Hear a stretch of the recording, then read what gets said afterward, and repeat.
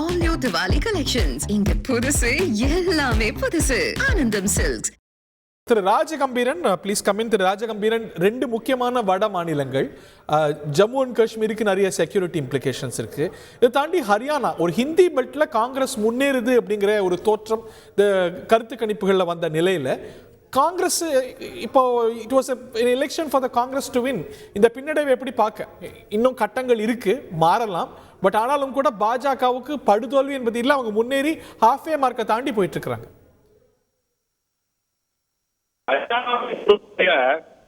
பாஜக தொகுதிகளில் முன்னிலை அந்த வாக்கு வித்தியாசங்கள் இல்லாதனால. Okay, I lost the line சரியா இல்லை, மீண்டும் கனெக்ட் பண்ணுவோம். திரு ஸ்ரீராம், இந்த பர்சன்டேஜ் தான் அவர் குறிப்பிட்டார் நினைக்கிறேன். இப்போ என்னோட புரிதல் சரியா இருந்ததுன்னா வாக்கு சதவீதம் என்று பார்த்தால் பாஜக பின்னடைவை தான் சந்திக்குது. ஸோ இருக்கிற வித்தியாசம் வந்து 1%ங்க. ஆமா, ஓகே, அதுல நான் சொல்லிட்டேன் உங்களுக்கு. நான் இப்ப வந்து பிஜேபி 39.1, காங்கிரஸ் 40. ஸோ இப்ப பாத்தீங்கன்னா வந்துட்டு உங்களுக்கு வந்து அதான் சொன்னேன்ல, உங்களுக்கு சிறுபான்மையின் இருக்கக்கூடிய நூ மாவட்டத்துல 25,000 30,000 வாங்கிட்டு இருக்காங்க. ஸோ அது ஒரு 4-5 தொகுதி. அதே மாதிரி பிபிந்தர் சிங் கூட ஒரு 30,000 வாக்கு வித்தியாசம் ஜெயிச்சிட்டு இருக்காரு. At the end of the day யாருக்கு 46 தொகுதிகள், அதுதான் முக்கியம். பாரதிய ஜனதா கட்சி 49 இடங்கள்ல லீட் பண்ணுது அக்கார்டிங் டு எலெக்ஷன் கமிஷன்.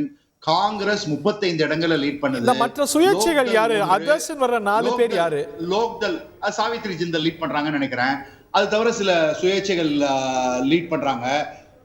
அதாவது நீங்க பாத்தீங்கன்னா இன்னைக்கு இருக்கிற நிலைமையில ரொம்ப முக்கியமா சொல்லணும்னா உங்களுக்கு பாரதிய ஜனதா கட்சியினுடைய லீட்ஸ் 49ல 3 இடத்துலதான் 1000 கீழே இருக்கு. அதே மாதிரி காங்கிரஸினுடைய லீட்ஸும் 3 இடத்துல தான் 1000 கீழே இருக்கு.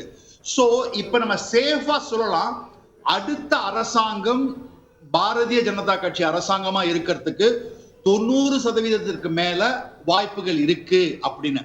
ஏன்னா சில இண்டிபெண்டன்ஸ் கூட ஆதரவு வந்து பிஜேபி தான் கொடுப்பாங்க. சோ செட்டில் டவுன் ஆயிடுச்சு நினைக்கிறேன்.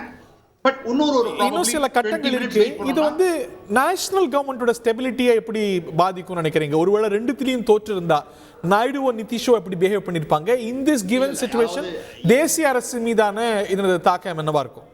எந்த விதமான பாதிப்பும் இருக்காது. 2018ல 3 தேர்தலில் தோற்ற பிறகு ராஜஸ்தான், சத்தீஸ்கர், மத்திய பிரதேஷ்ல எப்படிப்பட்ட ஒரு கதைகள்லாம் கட்டப்பட்டதுன்னு தெரியும். இல்ல அன்னைக்கு இருந்த நிலவரம் அன்னைக்கு ஒரு அசுர பலத்துல தேசிய அரசு அமைந்திருந்தது. இன்னைக்கு இன்னைக்கு இது நான் இன்னொன்னு சொல்லிட்டு அறிகிறேன். இப்ப நான் சொல்லிட்டா, அதாவது இது எப்படி தெரியுமா தெரியுது உங்களுக்கு? பட்டியல் இனத்தை சேர்ந்தவர்களிடம் ஒரு தப்பான ஒரு கூற்றை காங்கிரஸ்காரர்கள் வைத்தார்கள் 2024 தேர்தலின் பொழுது. அமித்ஷாவோட வீடியோவை டாக்டரேட் பண்ணி, அதாவது உங்களுடைய ரிசர்வேஷன்லாம் ஒரு இது நிராகரிக்கப்படும்னு அந்த பொய் பிரச்சாரத்தை மக்களே புரிஞ்சுக்கிட்டு தான் இன்னைக்கு அவர்கள் காங்கிரஸை வெறுத்து பாரதிய ஜனதா கட்சிக்கு ஆதரவு கொடுத்திருக்காங்க. பொய் பிரச்சாரம் ஒரு எலெக்ஷன்ல உங்களுக்கு கை கொடுக்கலாம், ஆனா எல்லா எலெக்ஷன்லயும் கை கொடுக்காது. நீங்க கொடுத்த பொய் பிரச்சாரம் என்ன? பிற்படுத்தப்பட்டோர், பட்டியல் இனத்தினர், பழங்குடியினருடைய ரிசர்வேஷனை எடுக்கப்படும் என்று பொய்யாக ஒரு பிரச்சாரம். All new Diwali collections. இங்க புதுசு எல்லாமே புதுசு. ஆனந்தம் சில்க்ஸ்.